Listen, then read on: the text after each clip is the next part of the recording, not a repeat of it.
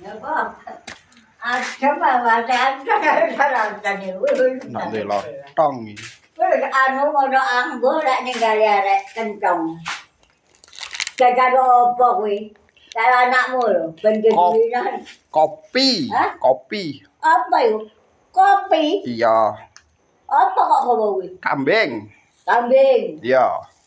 Wah, Ya wes. lha kok tinggali apa kok mau? Arek. Dik. Ate gari ya, Bang. Karepmu aku ngono. Oh, ana sing ninggali kambing. Arek tudungan. Apa iku? Kambing ya wes. Kambing. Wah, kambing tok godhong lho. Iya. Hah? Esuk ae wes. Ini godhonge. Ndak ono jajan belas. Liyane. Ndak ono jajan. Lha kok kambing Ya wes. Ndak enak awak ya. kaya apa? Awake pe ndak enak. Warang. Barang. Gak. Napa warang mari mangan kok barang? Kok turu ae? Hah? Kok turu ae? Ndek ngira kok kok turu. Iya. Adem aku lho. Hawane adem Mang ngene. edenge kokotan takon. Kan mbah meneng ae aku. Anyar aku. Nek kontong ngono iku apik-apik ge anu ngono. Kuwi lho kambing. Iya ndak usah wes. Godhong lho. Kesuk ae. Hah? Kesuk ae.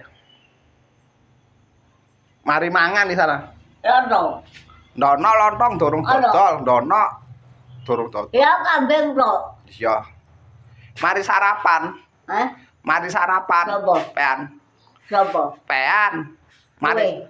Pean lo mari mangan. Aku lho. Iya. Kasarapan beki kalau iki. Mbok tinggal beki piro iku. Tinggal beki yo mbok karepmu. Kaya beki kan. Iya wes. Enak kok menawa. Wes, arek kursi. Warek aku. Hah? Warek. Mari mangan ya. Wis gawe. Lho lah aku longgo nak dodol-dodol kok. Ndak usah wes. Apa iku? Ya. Tunggu yuk. Duwike lho. Duwe apa? Kambing lho. Iko wis ana. Cicuk mean. Bene wis. Lek kadung digawa ki aja muni ngono. Iki rong. Iki lho 2000.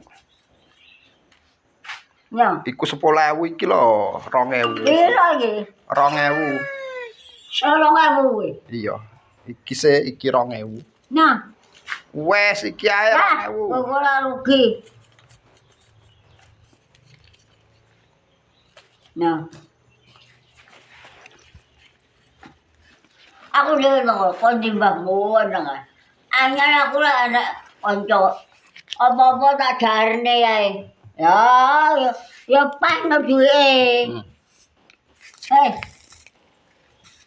Piro iki?